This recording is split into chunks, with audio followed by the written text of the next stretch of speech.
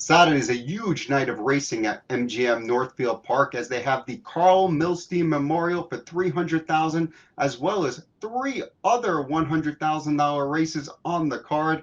We have free PPs at DRF.com. You can check it out via the QR code up on the screen. Matt, who's our resident Northfield Park expert, is here to discuss the $25,000 guaranteed pick four that starts in race number 8 and includes all those six-figure races. Let's take a look at the first of them. It's a Tom Aldrich President's Trot. And Matt, there's a 3 to 5 favorite, and I'm sure you like them. What's not to like? We love 3 to 5 shots. It's academic. We saw him last week on Hamiltonian Day in the Cashman get pressed and hounded and ultimately tired.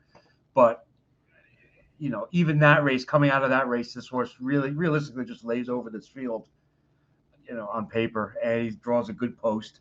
Dave Miller is back to his roots in Ohio, you could say, to drive. And, I mean, is there anyone here that can – this horse can be 1 to 5, right? Is there anyone that you think can step up and actually beat him? I mean, listen, are there horses that on their best day could, you know, give him a tussle? Yeah. But, you know, it's hard to make a case against him. The horse has made over $2.4 million. I mean, that started at the Meadowlands last time. Only 4 horses won on the lead on that 16-race card, and 3 of them were favorites. So that puts some perspective on the fact that he didn't necessarily perform very well. He won this race last year. I expect him to win this race again. I really don't have much else to add. Do you? No. I mean, he's going to be a heavy favorite. He's going to be a key on a lot of people's tickets. We hope this pool goes way past the 25,000, which it may well do, because I think it's kind of enticing. People kind of enticed by a heavy favorite, like a solid looking favorite that they can feel confident in keying, and then move on in other spreadable races, you could say. So yeah, it's academic. 2 to 5, 1 to 5, 1 to 9. Let's key him and move along. We're going to move along to race number 9. It's the $100,000 Myron Charner President's Pace. And whereas the last race looked like, you know, pretty easy, this race, I have no idea. I literally used almost every horse in the field in my ticket. Yeah, I mean, I narrowed it down to 3, which you could argue are the 3 logical ones. The 2 racing Rampage, coming back to Ohio after being on a mega run out in New York. The 5 Act Fast, Ron Burke. I mean, he's been racing great. The 8 Seafire from Brian Brown. He's a solid closing type, kind of stuck in post 8, which is not exactly the greatest place to be on the half. Chris Page is listed. I don't know if you have any. I'm hoping he's on the card. I know he was, I believe he was involved in an accident the other day. So we hope he's okay, and we hope he's ready to go. Regardless, he needs some help from out there, but clearly is more than capable. Well, we certainly hope Chris and his fellow drivers who are involved in the accident side are okay. I certainly hope he shows up to drive Seafire. He's one of the 2 horses I like the most of the group. You know, really the only question is how he gets into this race from post position number 8, which, you know, I think wins at 3.4% at Northfield Park. So it ain't going to be easy. I expect him to basically be out the entire mile. You know, there's no point if he leaves. I can't see him finding the rail, and he's not going to just be resigned to getting away 9th. I can't imagine. So I imagine he'll be out the mile, and it depends how hard he'd use or what type of cover or flow he can pick up. Because, like we said, he's more than capable of winning this race, and you know would be a favorite if he was inside. But anyway, yeah, I'm sticking with basically the 3 logical choices. 2, 5, and 8, and hope to get prices later on in the sequence. The other horse I'm most interested in this field is the 1, and I got to read it to say Lightning on the Beach. Lightning on the Beach, yeah. What I find interesting is, 1, this horse has won 6 of 10 starts at Northfield Park. The horse has a ton of early speed, has the rail, has Aaron Merriman, and is getting Lasix back. In the last 2 starts, this horse had Lasix. The horse won. Granted, maybe the company wasn't as good as this one. So I think a 10 to 1 in the morning line, at least an interesting horse to consider. This barn, William Berkeley barn, and Jason, mostly races at the Meadows, they're always live when they trip over to Northfield. Always Usually in their higher classes, open filly and mares, always live. But again, this competition should be a little saltier than he's used to. But yeah, I mean, it's a winning combination, a winning formula: speed, rail, Merriman, live barn, horse that's accomplished on this track. So yeah, I did not use him, but he would not shock me.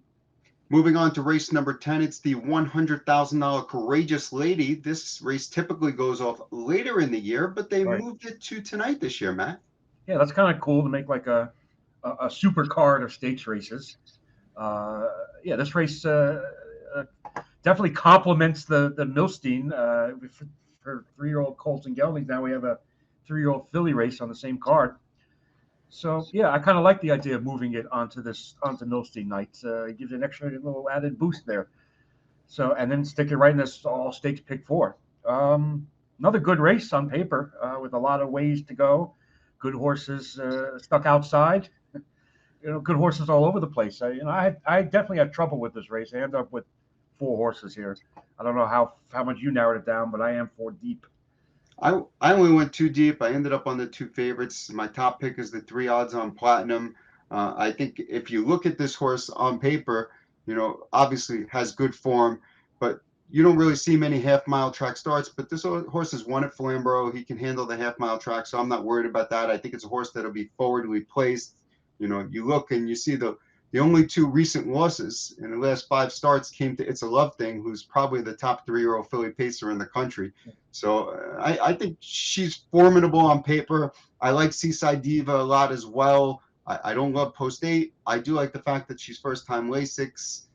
One I don't have on my ticket is Sarasota Hanover. She's kind of like, you just don't know what you're going to get. She's certainly fast enough to win, but I don't know. She's got too much of my money. Yeah, you know what? I used the 2 horses you mentioned, odds on Platinum and Seaside Diva. I used Sarasota Hanover also, based just strictly on the connections. Scott Zion for Linda Toscano. I just feel like, I mean, maybe they would be wasting their time bringing this horse here if she wasn't like, a great fit. I also used the 7. I'm not that confident in hopes of winning, but I used the 7 soft shot. We've seen her come out of nowhere. She's not even staked anything, and just run through the conditions in Northfield Park. End up racing in the opens. A 3-year-old filly racing in the opens in Northfield and winning, because basically she had nowhere else to race. Now she's in a stakes race, and this is kind of like the acid test. We've seen her beat older horses. I've seen her fire off the gate. I imagine Justin Irvine, who's having a great year in Northfield, is going to be firing with her, and should be a price. She should be a price when she's been like, a favorite or heavily favored odds on a bunch of starts. So, for a 4th horse, I used her, and should kind of be like my local rooting interest. The main event on the card is race number 11. It's the $300,000 Carl Milstein Memorial. A nice field assembled here with, I would think most people think, many horses that could win this race. Not only does it end this $25,000 guarantee pick 4, but it also starts another $10,000 guarantee pick 4. So lots of wagering options end in here. And the morning line favorite is the 2 Wish You Well, Matt. And we're going to take a look at that one's last start. Right now, buried 3rd on the rail in the Adios. Nowhere to go. Captain Albano's on the lead. Moving wide as time is on my side with Anthony McDonald. And you're going to see Wish You Well charge home, Matt. Oh yeah, Wish You Well. Dave Miller, chose to stay on the rail. Unfortunately for him, the winner just got away, and he's flying up the rail. And that's 2 weeks in a row that this horse absolutely charged home in the Adios elimination and the Adios final. However, as we had mentioned in the past, that Adios elimination was a big price. He really didn't do a lot of running when everyone else got used. Had an easy trip and was able to make one move and burst home. Last start in the Adios final, same thing. He got away 3rd. Dave Miller basically elected to stay on the rail and take his chances to save the horse while other horses and drivers did all the dirty work. Was able to get clear up the rail and came flying. Now he's in a role where possibly like favoritism status. I haven't seen this horse really get off the gate all that well. Post 2 is kind of tricky at Northfield, especially with the trailer, which we have. I'm just not sure what kind of trip he's in for at what very well could be, a short price.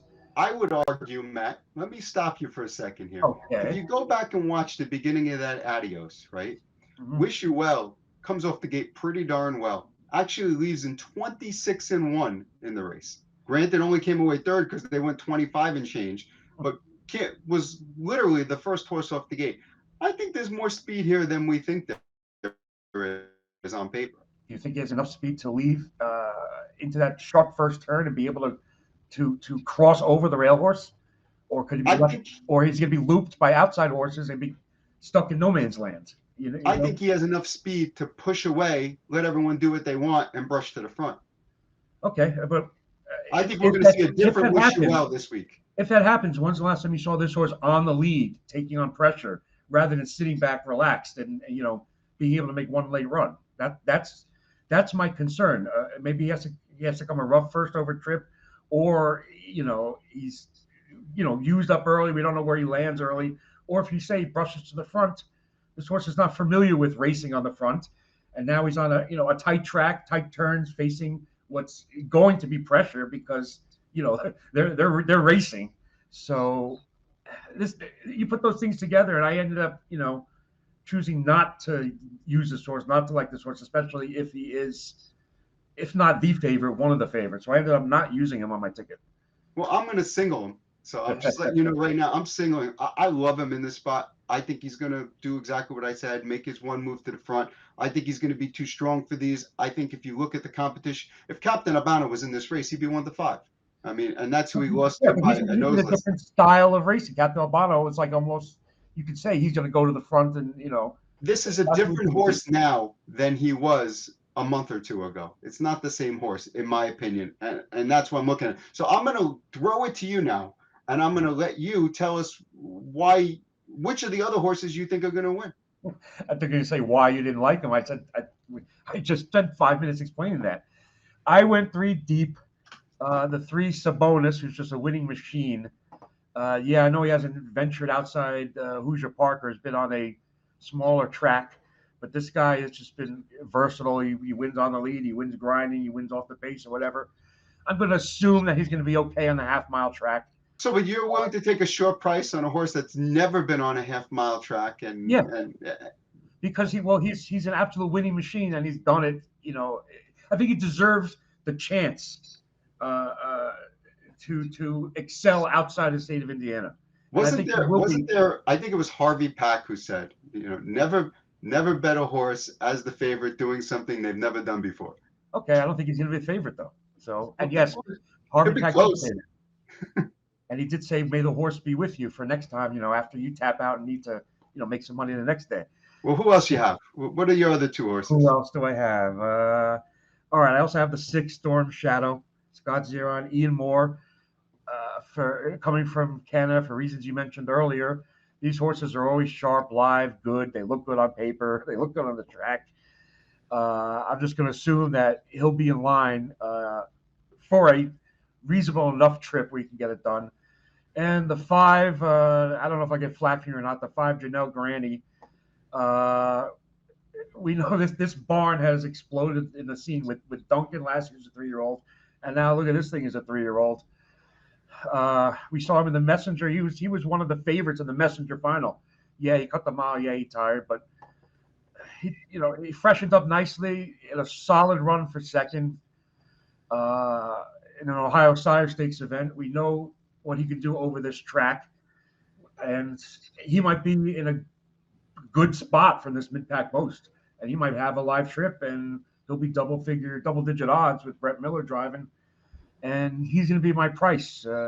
If I had to narrow this down to my top selection in the race, no, he's not my top pick, but he is one of my 3. So I used 3, 5, and 6 ending. I really don't mind Janelle Granny on your ticket, and he'll be on my tickets underneath. I like this is on my side a little bit. Sharp horse, drew well. My one question for you, I have one more question for you. Sabonis, you really like on your ticket as a short price. Noblesville, who lost by less than a length to him on June 14th at Hoosier, right? Not on your ticket, going to be a big price. Yeah, you know what? His race in the Adios were okay, but He's another one. It looks like he just has rail sitting trips or has been, relaxed while other horses have done work. Obviously, I'm not discounting Ron Burke and Ronnie Wren, ever, especially, at Northfield Park. But I just see this guy as a rail sitter and has to get lucky. That's the way I looked at it.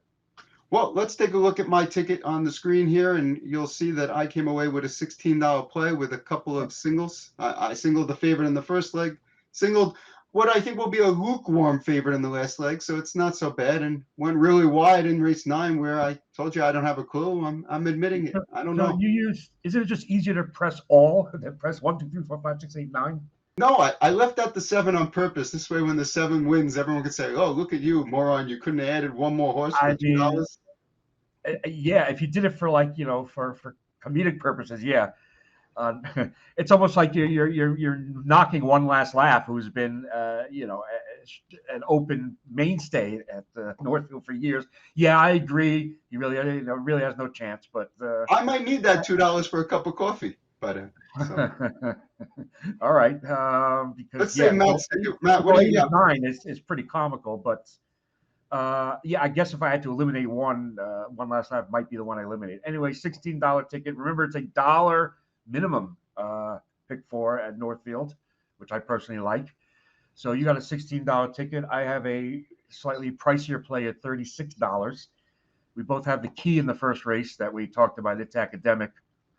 And then I went 3 by 4 by 3 in my pick 4, which costs $36. Well, Matt has a $36 ticket. We're going to put it up on the screen for you so you can see what it is. There we go. 258 with 2378 with 3, 5, and 6. So yeah, we both got to get by race 8 as well as most of the other players out there, and then we'll take a swing from there. $36. Well, if you play Matt's ticket, you won't be able to afford dinner. You play my ticket, you still have enough money left to have dinner. It's going to be a great card at Northfield Park on Saturday night. 15 races on the card. Obviously, a number of guaranteed wagers, including this $25,000 guaranteed pick 4. Free PPs will be on DRF.com along with live video. Check out the QR code on your screen. Until then, good luck.